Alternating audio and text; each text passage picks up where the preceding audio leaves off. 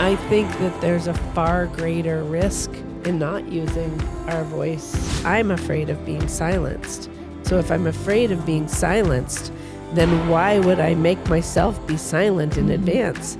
We were sold a bag of shit with whatever success stories, the redefinition of success. What impact did I make? Not just one generation before I die, but the 5, 6, 7 generations. We have a sacred, holy rage burning in us right now. There are children being harmed.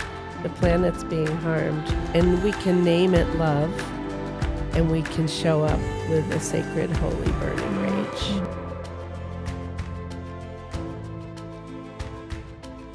Welcome back. This is Heart and Head Work. I'm Rocky Donati. I'm here with my business partner and just general love friend, Tess Arneson. Hi, bud. Hi, nice to see you. Nice to see you. Today we have the pleasure of interviewing 2 incredible women who are doing amazing things to inspire others, whether you're a business owner, a woman, just someone in life, in a multitude of different ways. And the catalyst in which they do this primarily is through what you may know as the infamously amazing restaurant called Hell's Backbone Grill in Boulder, Utah. We are super excited to have Blake Spaulding and Jen Castle, who are the executive chefs and founders of this incredible restaurant. So I'm going to pass it to you, Tessa, so we can do a little drop-in for Meet the Moment, which is our opportunity to connect with you guys and get the audience tuned in to just like taking a pause, taking a breath, because usually there's too much going on. And then I'm going to let you, because you're a super girl fan. I'm a super fan, but you are like exponential exponential fan of these 2 I'm weird. lovely ladies. I'm sweating right now. I'm sweating. I can feel the heat. So not to overlook that we will get to who you guys are specifically, but I want to give that pleasure and honor to Tessa. So we're bypassing me a little bit today. Thank you so much, you two, for saying yes. I am in awe of the work that you both have done, and I cannot wait to dig in. We do a little thing here to just help us be in presence here, because I think this is kind of a lot of pressure. You'll see my little note that says, what if you were just right? Yeah. One of the feelings I've been working with today, but I work with it a lot, is I really want to do good work today and make you proud, make you proud, make you proud. Make little Tessa proud. Little Tessa proud. And what came up in my meditation is, what if you were just right, just as you are? So that's what we're going to drop into today before we start our conversation. But I have 2 poems I'm going to read from 2 of my favorite books. And I just want to see, you can relate to one, you can relate to either, and then we'll just see what comes up from there to kick off our conversation. Does that sound okay? Great. My ladies? So wonderful. Thank you for having us here. All right. This first one is from I Am Her Tribe, Danielle Doby. And I loved this one. It just stopped me in my tracks today. I am a runner. I run from silence, from difficult conversations, from my truth, even from love, unless I catch myself. I choose to give and give before receiving. I will bury myself into the ground with I am fine until my body stops me. It is a daily choice in my practice to choose to lean in closer instead of turning a cheek to what doesn't come easy for me. This is why art, my creative process, is so important for me and my growth. It asks of me to be willing. Am I willing to sit with the hurt, the healed, the loud, the quiet, the yet to be spoken, and let their stories rise up out of me for others to see and read and digest and form an experience of? It is such a push and pull feeling, owning a heart that wants to break open and close off simultaneously. The goosebumps, the tingling, the ache to run, only conform what a holy act of courage it is when we birth our art into the world. When we risk comfort, we open up the doorway to invite really good things into our lives. We begin by being willing. Anything come up for either of you? Well, I'm stuck on, I read that as, what if you're just right? Not like, what if you're just right? And so I'm laughing. Right again, Jen. we have an expression with each other. And even when I clock in, it pops up right again, Jen. Right again. Jen. And so I was laughing at the way that I perceived your daily meditation. You're also right? Not just me. What if we're all right? I mean, it can be read in so many ways, right? We are all right. Yeah. Or what if we were just right? Yeah. Yeah. There's so many different tones. And that's all okay. I mean, it is such a chaotic time. You know, I have a lot going on personally, but then just like I'm obsessed over the news. I mean, everything feels really uncertain, and trying to think like from the top down, like practically speaking, what does it mean for us that Mexico's on fire? Practically speaking, what does it mean that we might go to war with Iran? Practically speaking, wouldn't it be great if more people got arrested over the Epstein files? Why? Because we're women. And I don't know very many women who aren't survivors of some sort of sexual assault or violence. And so it's all really up. Like my brain is swimming. And so your poems were absolutely beautiful. And then I was just focused on, what if I'm just right? Because I do feel right about a lot of things, for better or worse.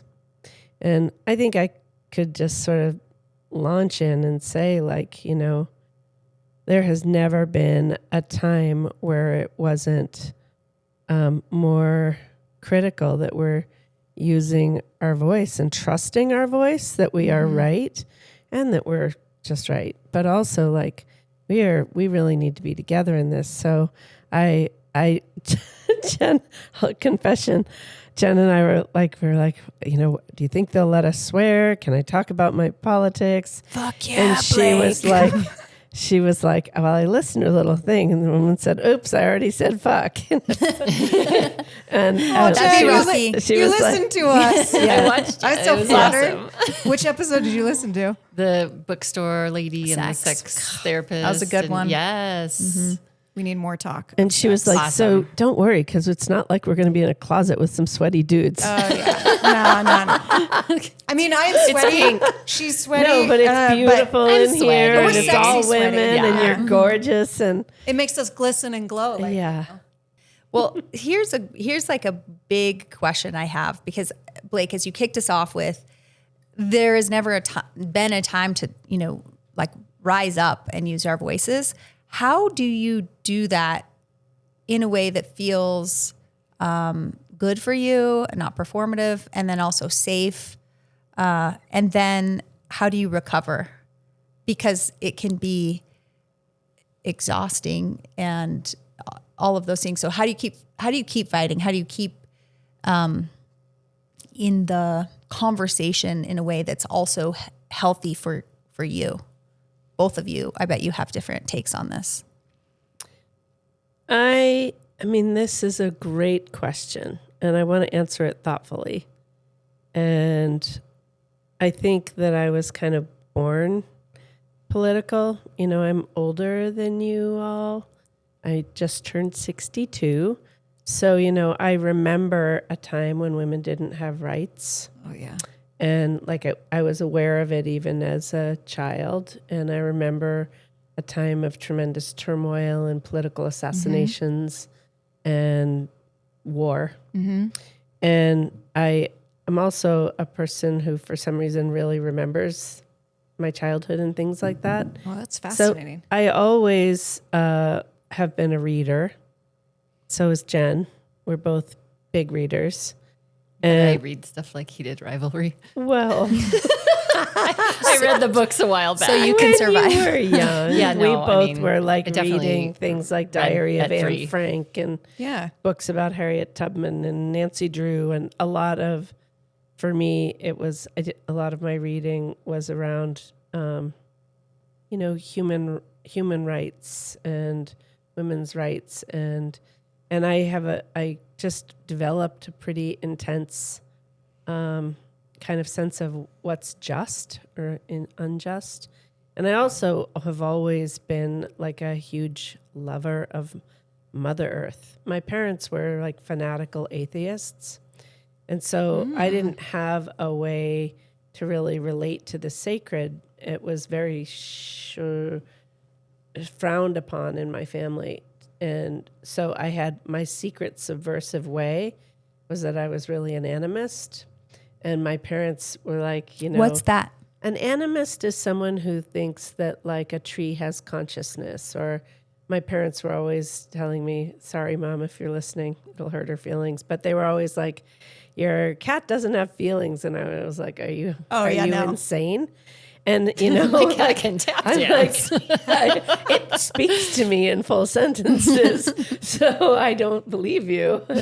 And I have always believed that animals have consciousness, that, that everything has consciousness, rivers and streams and forests, and have had a sense of that. So it's not, I guess, what is not enlivening for me is any sphere in which I am not able to fight for what I believe to be good and true in this world. So my hard time was before we owned our restaurant together, because you work a job and there, these kinds of things tend to be frowned upon. Although I was a Grand Canyon River cook for about a decade, and that was great because you're teaching people to fall in love with the planet and with a certain particular protected landscape and with the creatures of that landscape. And there's a container to really, and so I think that informed, and that's how Jen and I met, was through both being cooks in Grand Canyon. But Jen, I don't want to speak for her, but I'll just say, like, I worked for Greenpeace when I was young. Jen worked for Planned Parenthood when she was young. Rad. So when we wanted to make a restaurant, I was just like, we can do what we want, and we're going to lead, so we like to say, like, politics have always been on the menu at Hell's Backbone Grill. I would 100% stake my entire business and my life's work on the notion that had we not been deeply political, we would have never achieved what we've achieved, which is some, form of success and fame, and certainly like a bit of a cult following. We have very cute fangirls. Yes, they are so adorable. Thank you. And fanboys and fan children and fan elderly people and Longtime fans. Fans and people that, and what I see, and like I was thinking about it on the drive over here, like my level of devotion to a business is extremely small unless I believe that we are values aligned. And then I will go to extraordinary efforts to support them. And I really, from a business standpoint, it was never like for us, like a sort of like, there was nothing about it that was like, if we political, we'll have fame and fortune and fangirls. It just developed. And now I would say, in particular, at this moment in the world where women's rights are so in peril, where the planet is so in peril, where human rights and LGBTQ rights and, everything that's happening, I can't even bear to support a business that isn't political anymore. Like I won't do it. And my boycott list of personalities that I thought I liked is getting longer. My boycott list of businesses that I enjoyed shopping from is getting longer. And then my double down on the ones that are using their platform for the good is epic. This is really hard, I think, for a lot of businesses. Is we have a tendency to question that, is it strategically smart of us to do X, Y, and Z? But then there's the internal side that's telling you like, well, you know the fucking answer. Like, do you agree with whatever this is or do you not agree with it? And it is a shame that we have a scary space where that makes us question, like, should we do it? Should we not do it? So like having other businesses speak up and other people, all speak. It takes the true rebels to do it first, so that a lot of the second, third, fourth, the people go like, okay, well, if they did it, we can do it. If that whole group of people did it, we can do it. And then of course, as we're doing it, I don't know if you guys feel this way, but I know we feel this way, that we're often like, did we fuck it up? Like we said something, did we? Well, no, we can't be fucking it up because we said what we tried to say. Because you were just right. Yes. And that being the constant question of questioning ourselves and the truth compass that we hold inside that goes like, well, we're just scared someone's going to tell us to be quiet.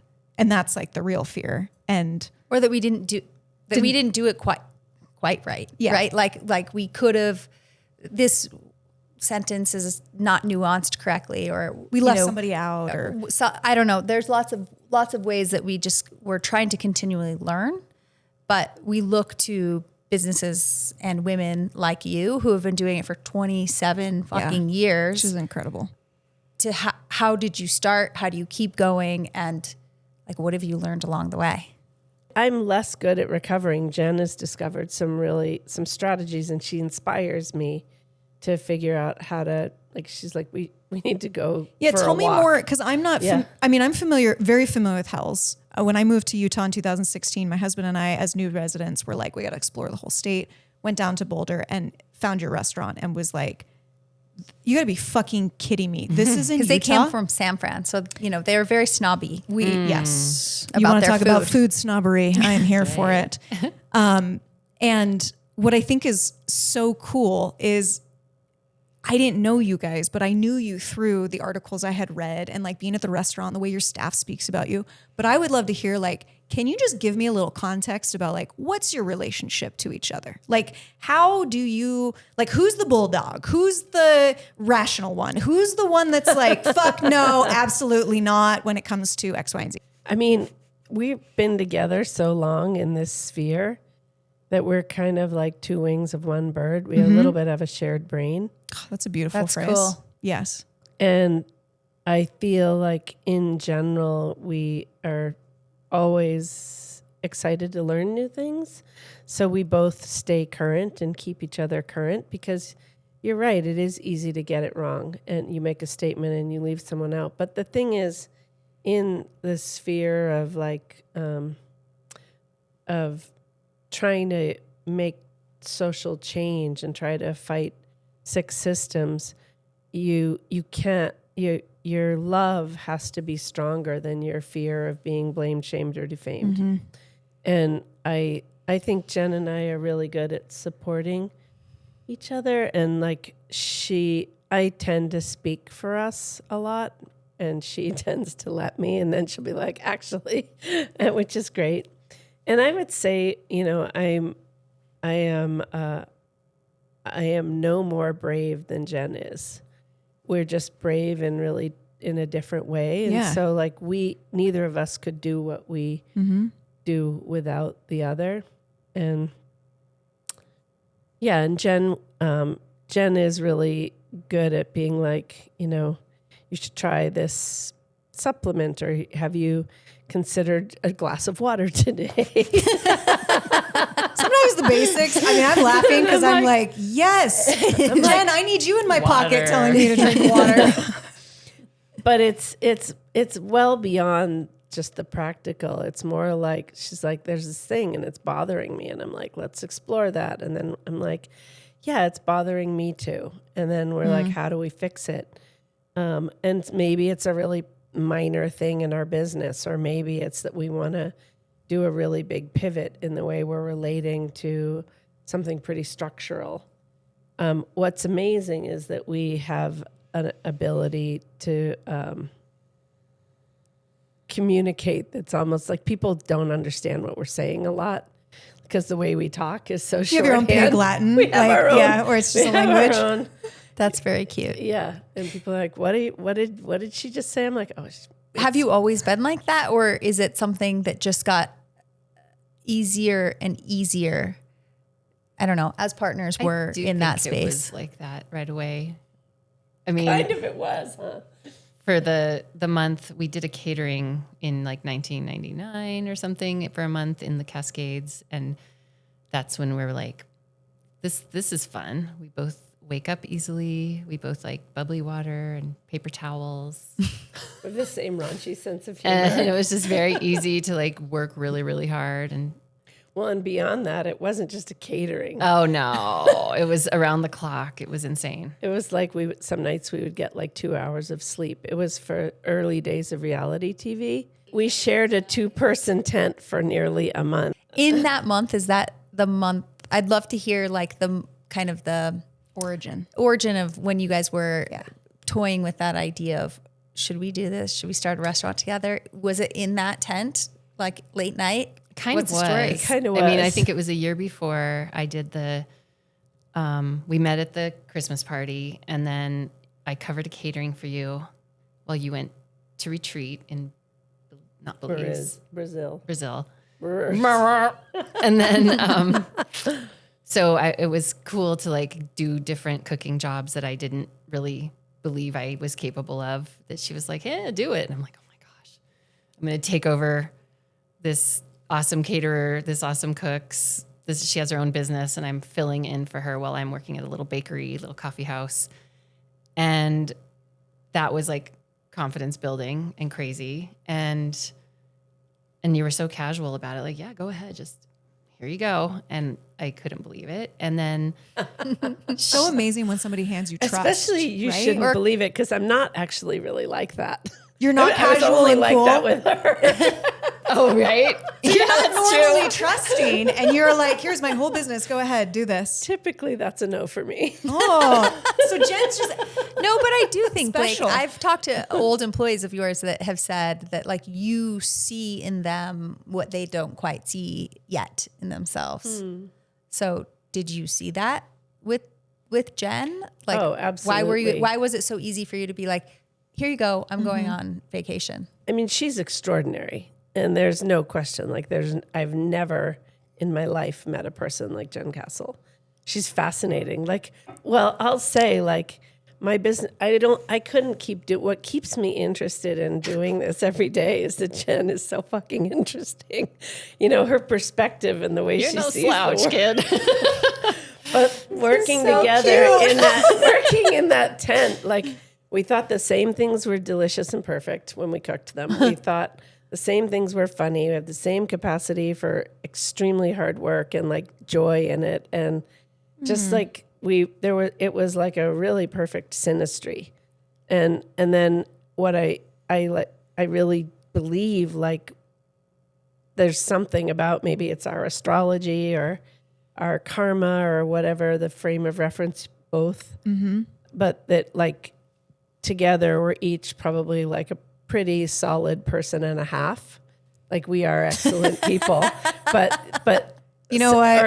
This is how you can overpour confidence to somebody else, because I say the same shit where I'm like, I don't know, I'm just fucking amazing. Like, and now I can give it to somebody else.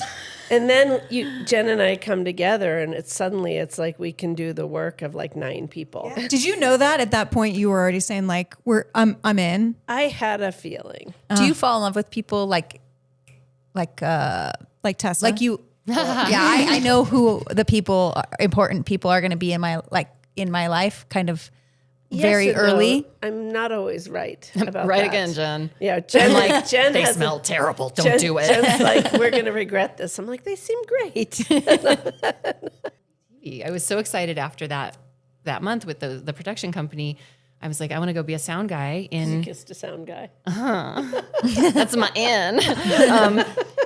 And I thought, I'm going to go to Seattle and do this totally different thing. And like, they were like, Survivor had just happened, and they invited us to do the second season, doing that same kind of cooking.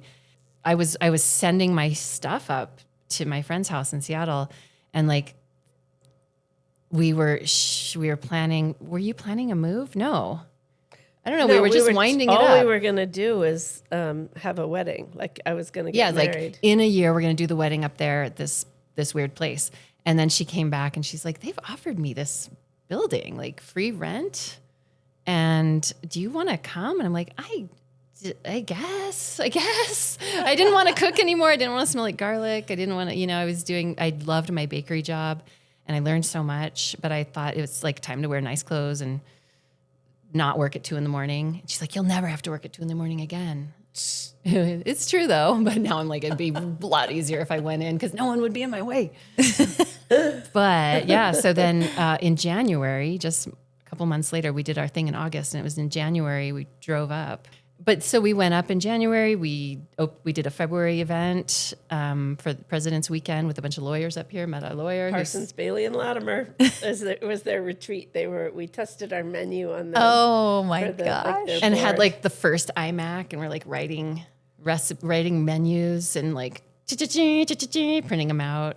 And then in September we had Blake's wedding, and I didn't really cook it. I was attending, and we had other Flagstaff friends come and do it, and that was kind of crazy, and all the plumbing backed up. And then, like, by 2001, 2002, I was divorced.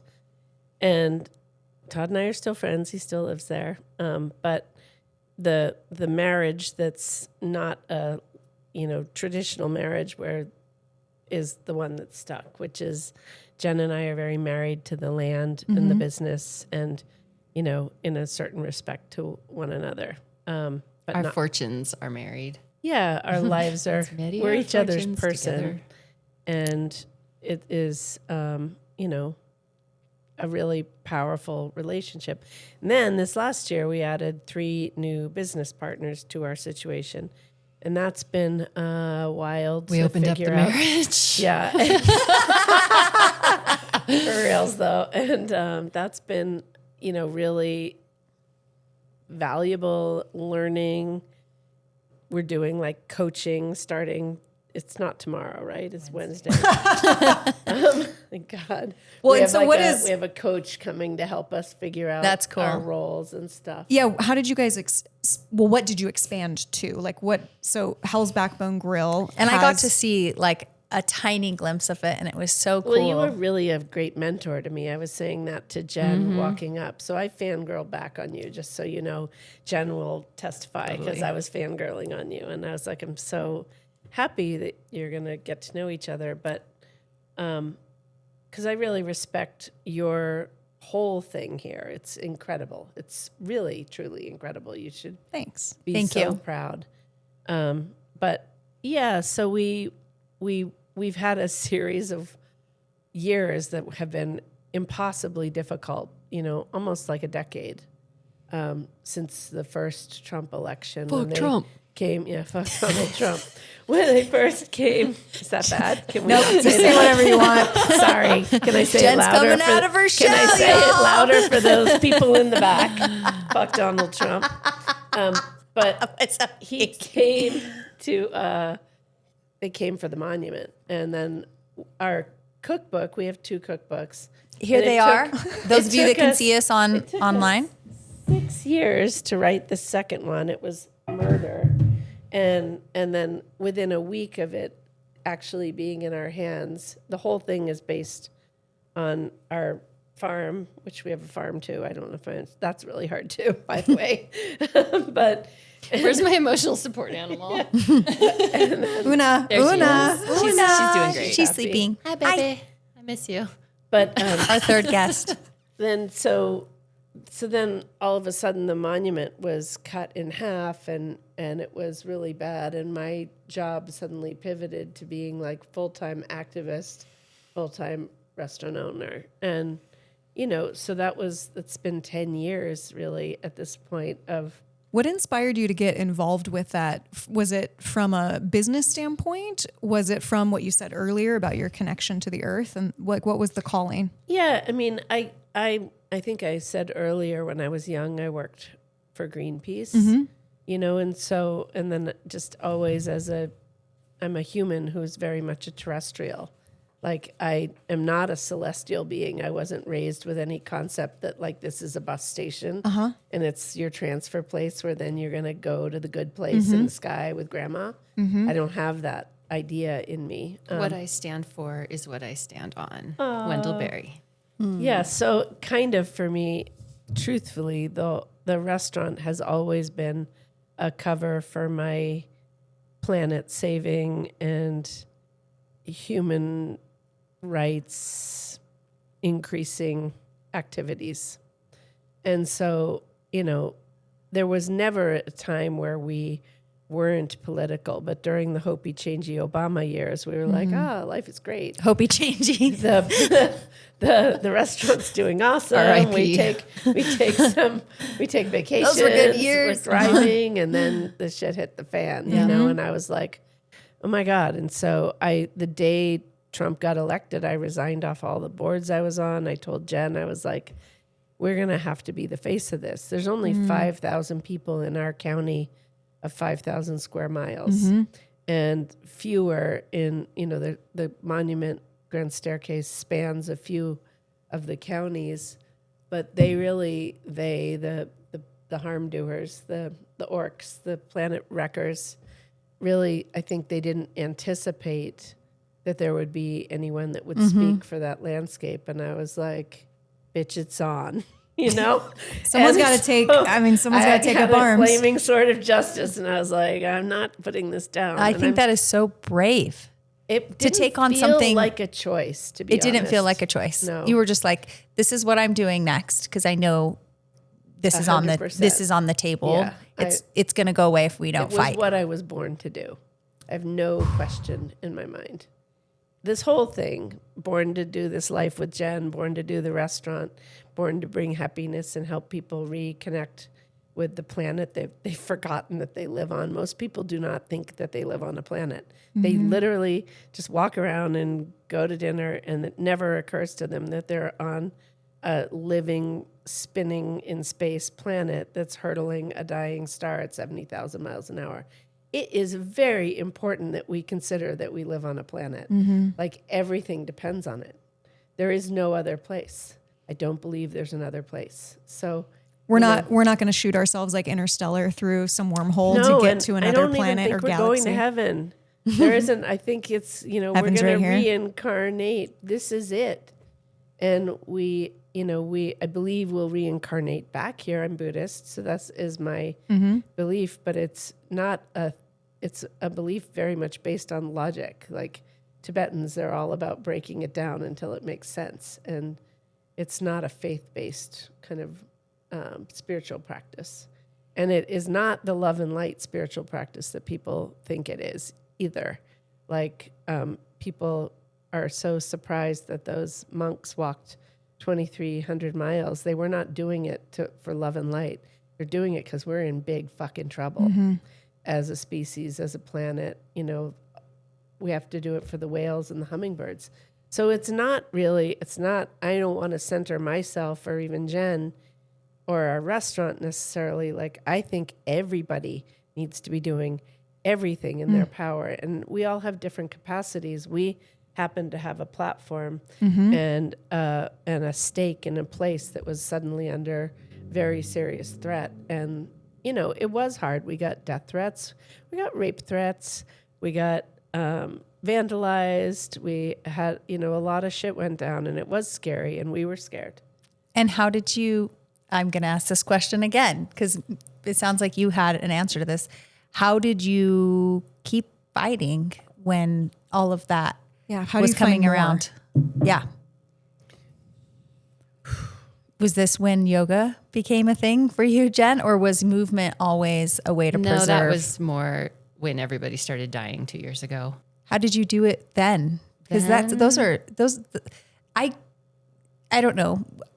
I wonder that, and I ask a lot of people that put themselves out there for something they believe in, like how do you keep doing that work, and how do you retreat to caretake of yourself through, I don't know, silence, walking, like what do you do so you can tell we're keep struggling doing this? We're like asking for a friend, asking for myself. walking This does is so help. important because Walking I really helps. get exhausted. Like I get I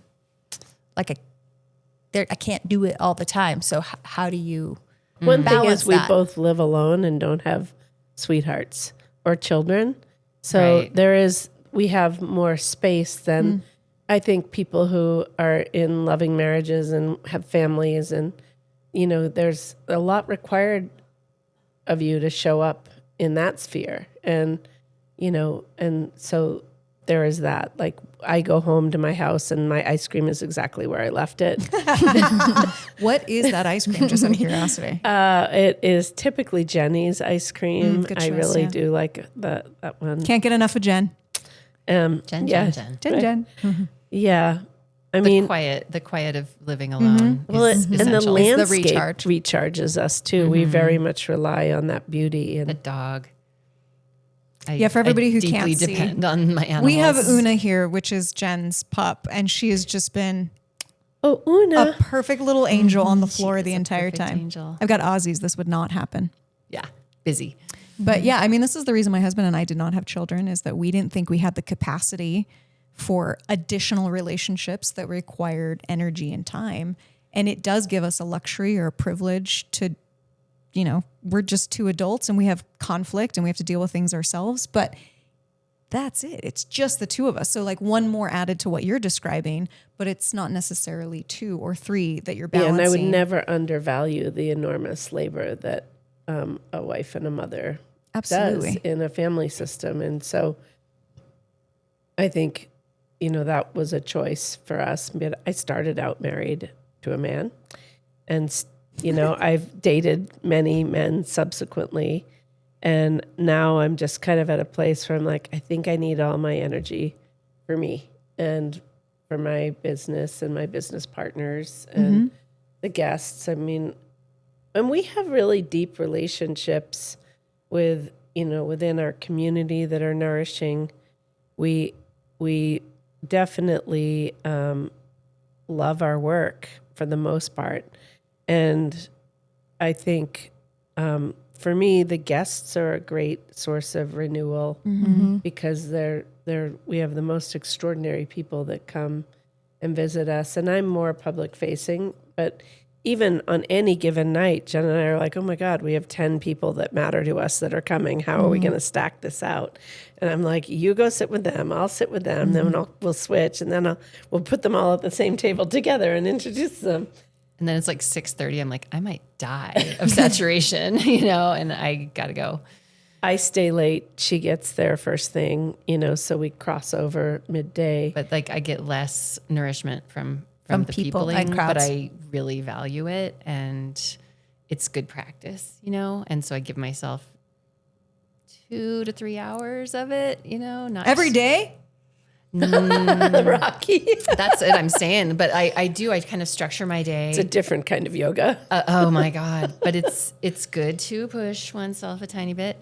Yeah, but not 2 to 3 hours. I'm glad I misheard you. Well, really, no. I mean, from 4 to It is, 6, actually. I budget. Like we do a family meal at 3:15 and then, you know, pre-service meeting. We open at 4 and I just know I have to detach from projects. If I am in the back with a project, like it's like, I'm going to go talk to this person. I'm going to go do this other thing. Are you going to go talk to the lady? And I'm like, I have to leave This is all me. the food alone. I close it down at 4 no matter what, unless I have to make fucking tamales. But I try to be available. Because I'm also like, will there be tamales? I'm like, no, there's no time. But from 4 to 6, I try to give it that space of being available and being a good partner and, you know, meeting. Even if we don't go out, we might go out at 5 because she's like, I can feel them pulling. And so we'll try to have an hour together or I just know that 4 to 6 is And we peopling. share an office where we can meet in theory in private. And everybody's like, I found you. They got the pen.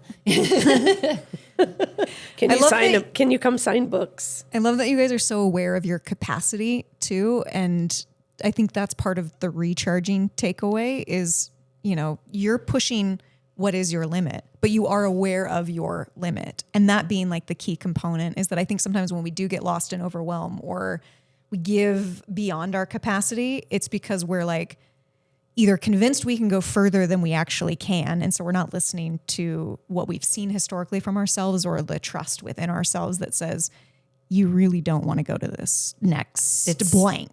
No. Because it's not going to do anything I good. will get a second wind if I've had alcohol and then I'll overcommit and then I'll be very unhappy with myself. And there were a couple times last year where I'm like, I gotta go. And everybody's like, what? And I'm like, I just can't, you know, like I will overextend. I will regret it. I have no time left to myself.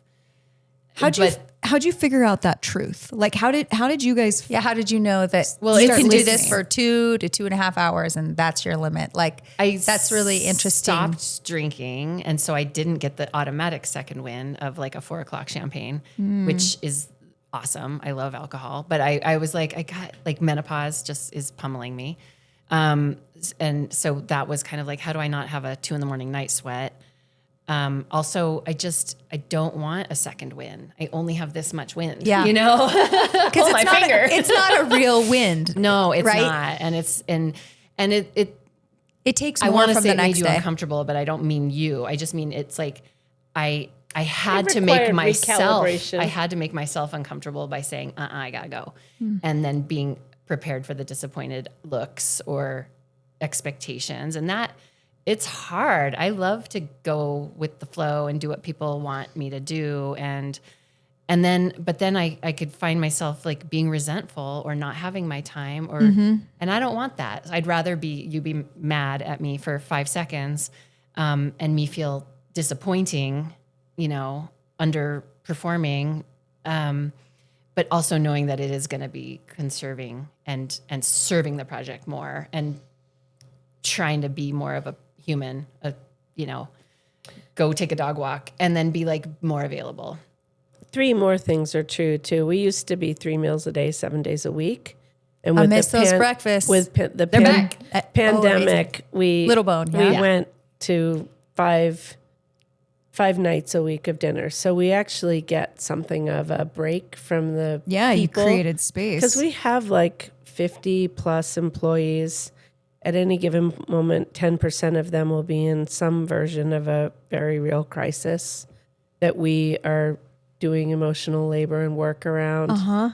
We now have business partners that we have to consult and consider their needs, and their lives have things that happen. And then, the other thing that is very important to say in this sphere is our longevity is very tied to the fact that we have each other.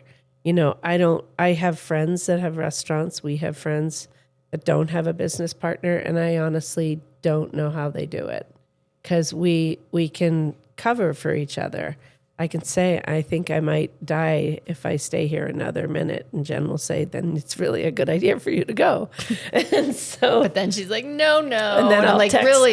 She'll text me sometimes at 8:00 and be like, why are you still there? I'm like, well, because I'm waiting for these people that are coming that want to see me at 8:30. And she's like, leave them a note. And, so we and tried. one day you'll listen. And I do. I mean, but, and We're then going to get cute cards and like, we just got them that say from Blake and Jen Yeah. where we can, but if Tessa Arneson is going to be in the dining room at 8:30, I damn well want to see her, and so and I'm like, not tell her I gonna said go home. hi. You're fine. This is such a very jerk. funny. It's hard. It's you two. We relate. yeah, I don't feel obligated to see anybody. I'm like, Yeah. I'm there in spirit. Enjoy your meal. See you later, bro. You'll like me more if I'm not there. If I'm there, I'll be like, just dying. And then, the other thing that can't be. Can we hang at 4? I can hang at 4. Yeah, that's I'm that's a our super good workaround. bruncher. Call me a brunch. Bruncher. Yeah, that's good. Yeah. Then we get our winters off. I need my mornings quiet. Jen needs her nights. When people someone tried to schedule something for us tomorrow morning at 8:30, and I was like, whew, I mean, I want to be the person that can do that, but it's gonna mess up my day. I need quiet in the morning and drink my coffee and be with my animals and putter around my house and sleep without an alarm, because I'm a night person. If I have to set an alarm and get up for a certain thing, then there's a high probability I just won't bother sleeping. Yeah. Because I'm just I just have to get up and then my brain won't stop. I was going to say the other thing that has really served our longevity and our own, I would say, general wellness is that we typically get winters off. And everyone's like, where do you go? And my joke, I always say directly to bed, which isn't actually wrong. And I want to rest, and I hibernate. want to be by my fire and make one pot of huge soup and eat it for a week. and not like kind of unhook myself from all the pressure. But it's been that's until so cool. now. Like December was packed, January was packed. And I feel like, you know, you've had a moment away and I've had a moment at home finally. And we have shit to do tomorrow, you know, and that's, so we don't really even, we don't It's a have to different do kind the of hard work. schedule, but we get a new schedule.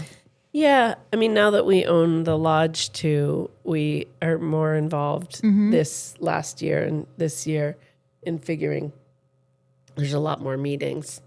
And then any kind of projects or things that we want to do or new programs or rules or anything to do with change has to get rolled out at orientation, which happens in early March.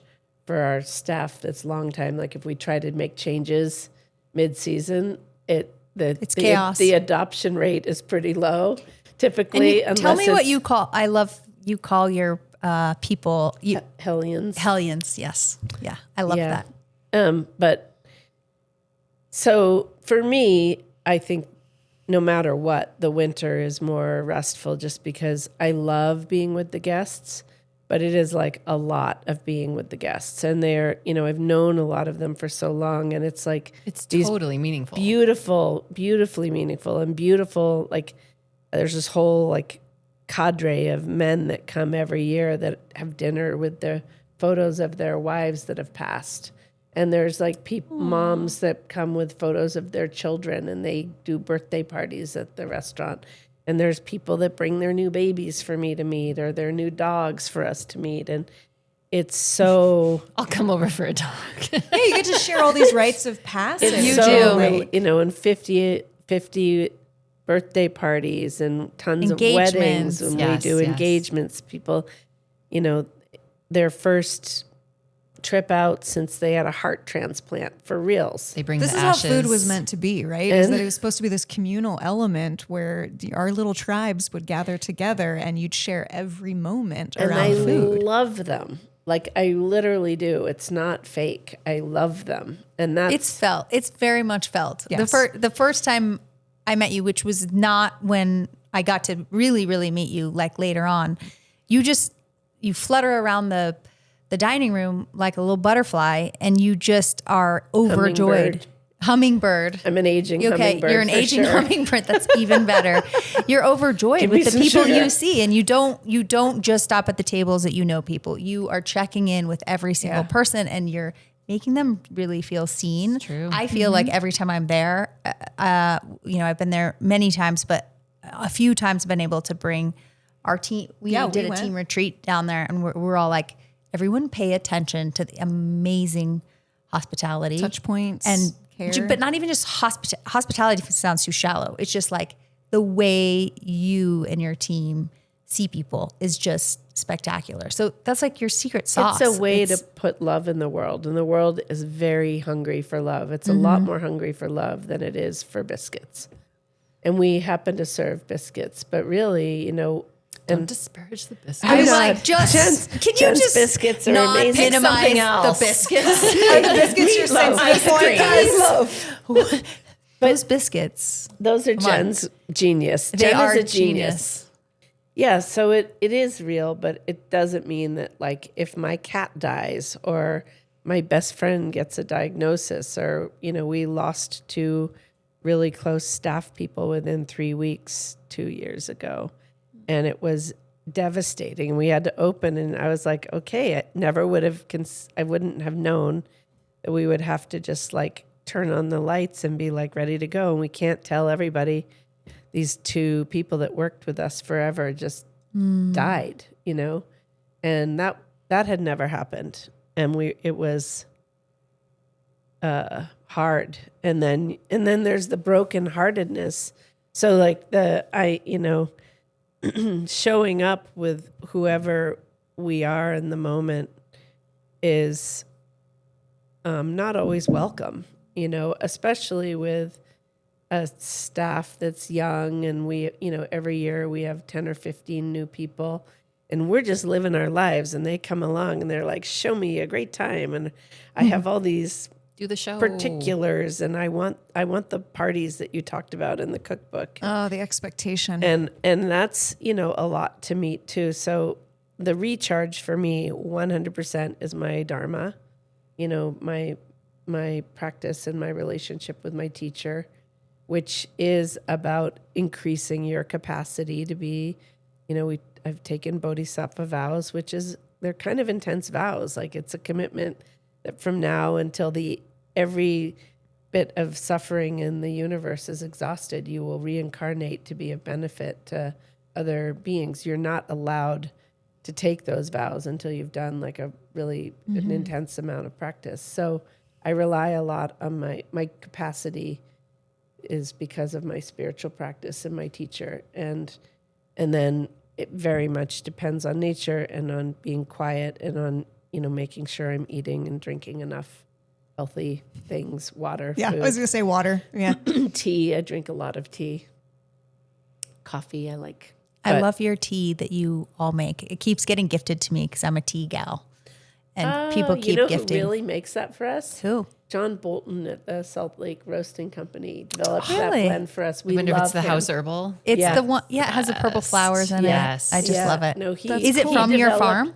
No, None of it's from your not. But he developed it for us. We've I make talked- some weird teas, She but does. they don't. I'm like, Our bar things are all from there. we but- couldn't do the bulk of that. Yeah. So I can do like a 1/4 pound of this herb that Yes. then we turn into a thing for the bar. Yeah. Yeah. That's really cool. I want to say the partners have changed this winter for me entirely and last really. Yes, I agree. Because of the hiring and the meetings and all the administrative stuff that Morgan, Nick, and Nina have taken on. Like, just, I'm not even trying to shout them out. I'm just No, saying, like, this is a major part of I'm really of, like, glad you said that. even this moment of us being here, it's supported by those guys being there and doing stuff because they You couldn't do that The before. world does kind of think the kitchen stove turns off and the bonbons come out and we just go to Mexico and live large.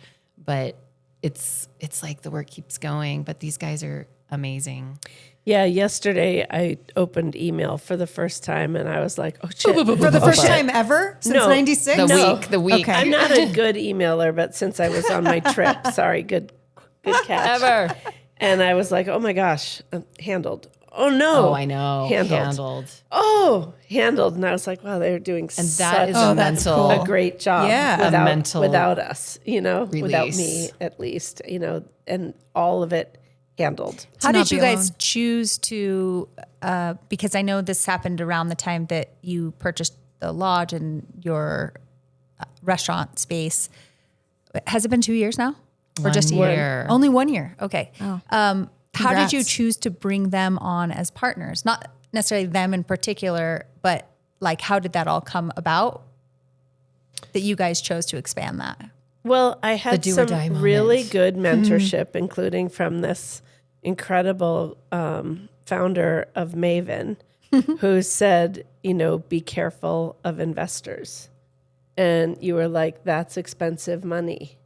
And Oh, don't we know? Yeah. So then, We love our investors. It really helped me to get clear on your advice was so solid, but I was like, it's true. And then Jen and I talking, like, we were able to get money.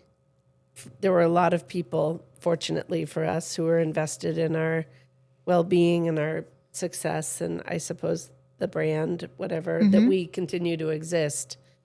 But another person said, don't become a rich person's toy. And that was a really interesting advice for me. That was not you, but you said something that kind of backed it up.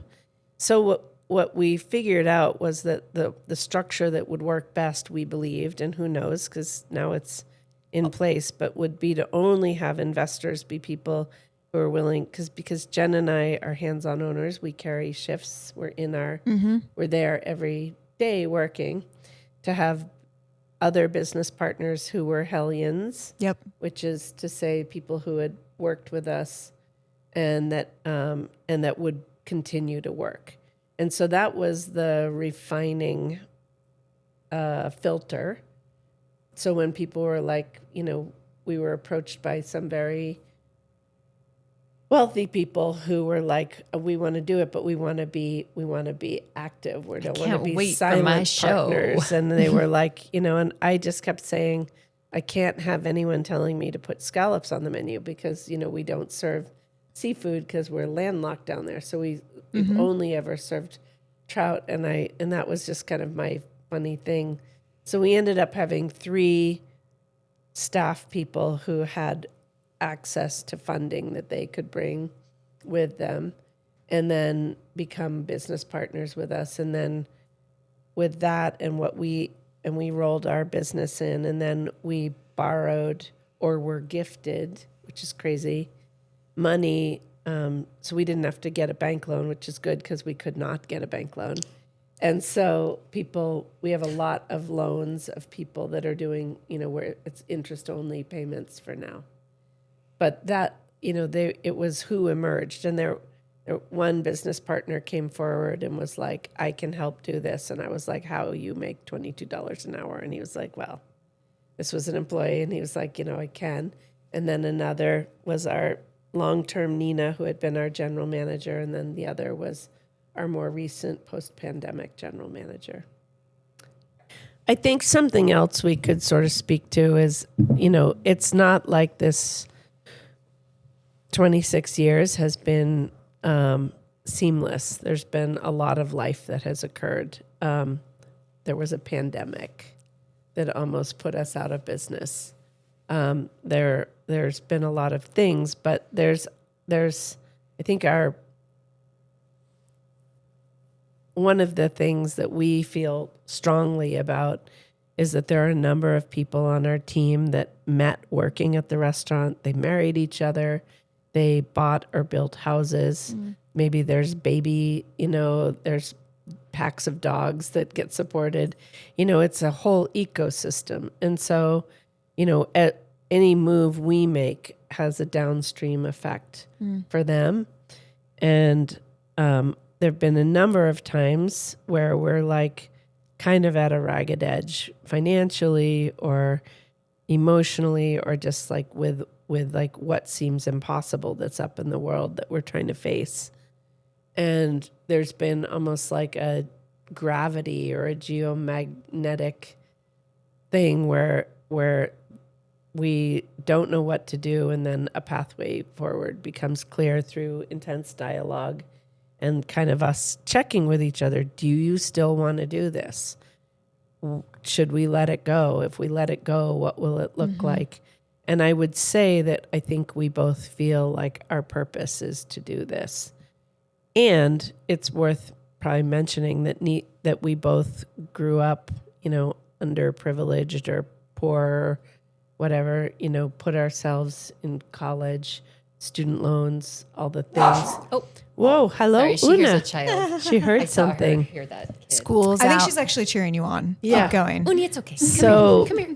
so girl, yeah. there's just the practical matter of like, even if we were to stop doing this, we would have to do something. And so then there was a point where I was like, and then what are we going to do? Like, are we going to be consultants? Are we going to do like private chefing? And what happens to all of our people. And so there's like a will and a determination and kind of like a sacred trust to keep going and to keep doing it with all of these points of connection. There's the land, there's the guests that rely on us, there's the staff that relies on us, there's the community that is full of people that we either employ or we buy their squash that or their eggs that they produce, and like what would it look like if Boulder was to just have us eliminated? I think it wouldn't look so good. So there's like a larger responsibility to the planet, to society, and that kind of brings us full circle back to like use your platform and your power and your connections with people, your heart with your customers or whatever it is your business is, to advocate for what's right. There's virtue in advocating for what's right. And virtue is very underrated. both Jen and I have really highly developed senses of like integrity. She used to have some saying that was like, the shortcut to happiness is the high road. And I really do believe that. Is that true? What did you say? Something like that. I don't know. Every day It is was fresh very with no smart. mistakes. Every day is every Green Gables. and Green Gables. But I think that there's a far greater risk for us as individuals, especially as women, in not using our voice and our power. And like, what are we afraid of? I'm afraid of being silenced. So if I'm afraid of being silenced, That's interesting. then why would I make myself be silent in advance? I'm going to be as fucking loud as I fucking can right now because I still can. And if they take me to jail, someone will figure out how to get me out. And then what? We're all going to come to the end of this life anyway. And all we really will have left is our own sense of our dignity and our own self-determination and, how we showed up and how we loved. And, to try to walk a middle path of neutrality, that is not the way right now. And so, what can I do every day that deepens my own sense of self-worth and purpose? And it is, using what we have to try to inspire everyone else. I post some pretty outrageous things on our stories, not like outrageous, like crazy, but like real truths. And I just always think I like have a continual feeling and like prayer. May this be of benefit and may it inspire someone else to use their voice because they are trying to silence us. They're trying to take away our vote, our bodily autonomy. They're trying to ruin our planet right out from under us. Long after our restaurant is gone, for your children's great-grandchildren, there still needs to be Grand Staircase. 85% of Utah's biodiversity is in that monument. We need oxygen. We need water. Like the people that don't believe that we're on a planet or that there's a better somewhere else that they're going, they will destroy it for all of us, and we have to fight them. We have no choice. Blake for president. I just hear so many beautiful things. And one of them is the redefinition of success and how we look at what business success looks like, what success in life looks like, that we have so much training where it is, how much money do I make? What do I own? What's the, how do people view me? And to just reframe all of that into what impact did I make? How did I mean, not just one generation before I die, but the, 5, 6, 7 generations that we can think of in long term, that impact. And also, how do we positively affect the micro community that we have with who we hire and who we partner with? And just, it can be as simple as someone met here and they got married here. And like, that's a measure of impact or success that we don't measure in marketing numbers or any of the financial shit that I did this weekend. But that's all the stuff that like I am hearing as a very loud takeaway and reminder that I feel like our audience should hear is we were sold a bag of shit with whatever success stories.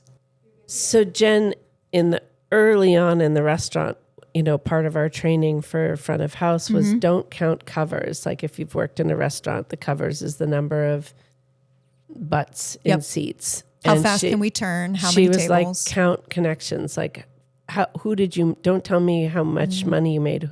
Who did you meet who really impacted you and have changed your perspective on something? And it was such a valuable way to come at things. And I think it's hard to sort of, as we grow, to keep that culture going, but we're really committed to just that. And the thing is that for every, when we send out our newsletter, I actually literally do our social media because no one else would be brave enough to post the stuff that I do. And I wouldn't want them to feel it's too much responsibility, but I know kind of how to do it. And so we send out our newsletter. We have quite a big mailing list. Hundreds of people will write back. to the Whoa, positive. That's amazing. To a newsletter. Pretty cool. It's Yeah, that's intense. super Like cool. I can't even answer them. I just give up. I'm like, wow, it's so I feel nice. lucky that I've got an answer a couple times. Michael Pollan wrote us, and I couldn't even write him back. People that matter to me, it's overwhelming. And then we'll get 5 or 6, like, you should shut up and just make meatloaf. I'm never coming to your restaurant again. How Aren't could you always amazed? How could Why are you you still on my disrespect newsletter list? our president? And I'm like, well, I put signs everywhere. Jen and I love to put fresh signs out. We go and look, like, where will they really see them? And it's like, my zombie be gone. And I'll see people walk up and they point to the You Matter signs and the Fight for What You Love, our RBG sign, and the In Our America, Black Lives Matter, and love is love and water is life and all the things. And you'll see people and they're just like frustrated, and they're having an argument in the parking lot. Do we go in? Do we don't go in? Or they're doing selfies. Yeah. Or they're mostly doing selfies. But the point really is, and this is not in any way to monetize our values or to say, like, do it for the money, but it works out because you will get 10 new customers for every one Because that you said leaves. something. Because you said something. People will be like, I am going to support that brave person that is speaking out and is values aligned with me and is fighting for my child, my trans kid, or fighting for my, my indigenous bestie. I remember so many times being told in business school, like, it's not what you know, it's who you know. And I hated that phrase because I was like, well, for me, it's basically what I know. So stop telling me I'm going to fail. But when I kept thinking about it, it was like, well, it's not really who I know, because that's still lending towards this arbitrary space of success. But what was the important takeaway is it is the people. Every single business is just made up of people. And we, as an American capitalist society, has created mostly businesses that are not designed for the people. They're designed for the one person at the top, or they're designed for, the business itself, which ends up being the one person at the top. And what I think is so important about small businesses is what you're describing as the business is the people. Like, we just had this conversation before the podcast where Tessa came to me and she's like, I don't know if I'm doing anything in the business. And it was this moment of like, okay, yeah, sure. In comparison to what I've been doing in the last 5 days, which is very operational, it's very practical. It's very just like, get the things done, get some events up, get a newsletter out, like all these very tangible things. Those are just tasks that the business requires for operational purposes. But what we spend more time doing is talking to our people, and not just what are you doing, but like you guys said, this emotional support, or the roller coaster of, we have 10 people on our team. Everyone's going through something at one point or another. And if we ignored that, it would be fucking boring, one, but it would be ignoring the truth that all of us are carrying these crazy things happening to us. And we get more productivity, if you will, or we get more value, or we get more impact when we just talk to everybody in the room and go like, how's it going? Matriarchy rising. Yes. All of that good energy that's feminine that allows us to say like, yeah, I'm going to make space for you. If I make space for you, that 1 hour, everything else will get done, because we're all productive humans. We're all capable of doing shit, but no one's making space for us. And that, I feel like, is something that you guys are doing really, really well. And that's really incredible. And it's sad that it's rare, but it is a really incredible thing to hear that, like, that's what we're trying to do. And that's what I know so many business owners are trying to do, and moms, and like, how you doing, kid? It's okay. Feel the emotion, and you want some space to feel it. That's okay too. Coming from a generation of like, shut the fuck up, like, stop making any noise.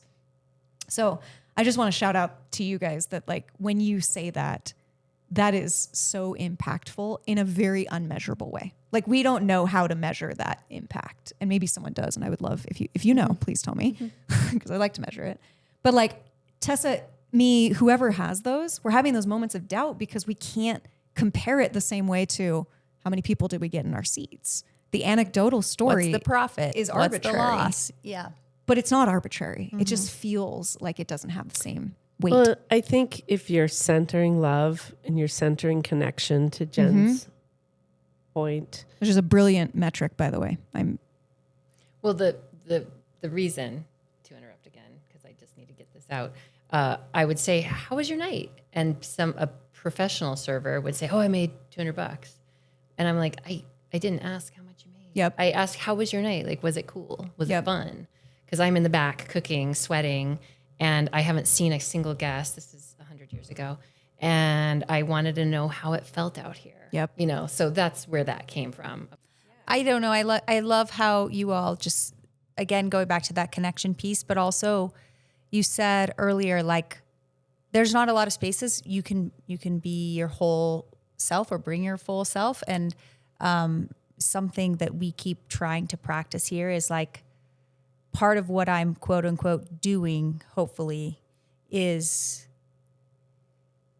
bringing as much as myself as I can that feels safe in that moment, so other people can maybe also bring their selves right in that moment to connect at a deeper level, to spread love, to hopefully change the world. Right. So I'm blown away and have just been watching from afar and watching closely through your words, through your newsletters, through eating your food, through being in your presence, through getting the gaze across the table. And I'm just over the moon for you too. I think that the amount of intentionality behind what you're doing, whether it felt intentional or not, I didn't get to know you 26 years ago or now coming into your 27th year, but it does feel very intentional now. So thank you. Thank you. You guys being brave in this space allows, us to be brave. Yeah. Because we're like, they're doing it. Look, they're doing it even louder than we're doing it. Should we amp up our volume? That is my takeaway, actually, is I was like, let's fucking amp it up. Love it. Because I want a sword. I want a flaming sword like Blake. Like, I don't have a flaming sword. I just have like a nunchucks I have a lot right of now. them. I'll give you one before I leave here. Will you please? Yes, because we have a sacred, holy rage burning in us right now. There are children being harmed. The planet's being harmed. We're being harmed. And we can name it love, and we can show up with a sacred, holy, burning rage, which I have an unlimited supply of both. Thank God My you were born love, with it. Maybe it's Maybelline. Love is the fuel, the fire, the fight. And, rage is what's called for right now. And it's, the effort to silence me typically doesn't go well. Same. And so then I'm not complying in advance. I'm going to get louder and louder. And I want to encourage everyone who's listening, message me on Instagram. I give you a sword. I'm handing them out. Oh my God. Can I text you? Yes, I'll give you you can text me. Just don't email me. I hate email. I want to end with this quote that I wrote down. Do you remember when I came in? I brought a friend that lives in Toronto, but by way she grew up in Ethiopia, and I brought her down, and we came 3 nights in a row, I think, and What a treat. she was awesome. Was a delight. And she bought your book, she took it home, and we just gobbled you up. And one of the nights you came and spent a good amount of time with us, and this I wrote down. It's now been 3 or 4 years, I think, maybe 3 years. Let's call it 3. But this is from your book. A basic principle exists in both agriculture and dharma. What you plant, you will grow.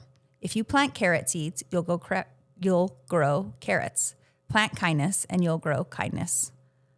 I love that this is what you all are putting out into the world, including amazing, loving rage as well. So thank you, you two, for being with us here today and just going in deep. We didn't want to stay in the fluffy, so thanks for sinking in. We're appreciate not good you. at fluffy. Thank God. You two are incredible. Thank you so much. What an Thank honor you. and a privilege to be in dialogue with you and to share this amazing life. And I hope we get to know you better and better. And we're here with you in this. Thank you. Thanks Yeah. for the swords. I am inspired. I know I'm also not committing us to anything. So if the team's listening, I don't want them to freak out. But I'm like, what if we did a retreat where we just went and fed people at your restaurant? And like we just went down there and We've talked about this. I can give fucking lectures about cool. swords. Yeah. I can hand out swords. because I think that is one of Party the things that favors. women really need is we need the permission or the encouragement to pick up a sword and not feel ashamed that we Especially have in the range. Utah.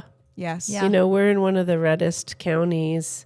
You know, you guys have the amazing good fortune of having the extraordinary Erin Mendenhall as your fearless leader. We now Fuck have. yeah, Erin. I love her so Erin. much. You. We have Cheryl Cox now as our mayor in Boulder. She won by 4 votes. You know, Please vote. Voting That's is a why you really vote. That big is a deal, really good especially in takeaway. these down ballot elections. Every vote matters. You know, school boards and all the minor local elections matters so much. But you know, I think in Utah we women really need to be Vigilant. vigilant and also Loud. just like really in that kind of decentering the wishes of those who would like us to be silent, whether they be men or women, you know, but like there's a lot of wonderful men that are really actively amplifying women's voices in this state. There are also more that are trying to silence us. And so we do need to hold hands and put children in the center and bring on the matriarchy. Bring on. I mean, we're going to end with Down that the right there. patriarchy. Actually, I really love Bring On the Matriarchy. Yeah. Let's put it on a wall somewhere. Yeah, because matriarchy isn't women at the top. It's No. not a No. flip of patriarchy. Nope. It's a circle of women with the vulnerable and children inside, ideally being supported by strong, valuable, heart-based men who have done the work. Yep. Yeah. Taking it away from it's men against women is pivotal to all of this because it's not us against them. It is how can we reimagine this in a powerful way where everyone is supporting the most important things. Exactly. Yeah. I love that. Bring on the matriarchy. May it be so. May it be so. And so it shall be. So. Thank you. Yeah. Thank you both so much.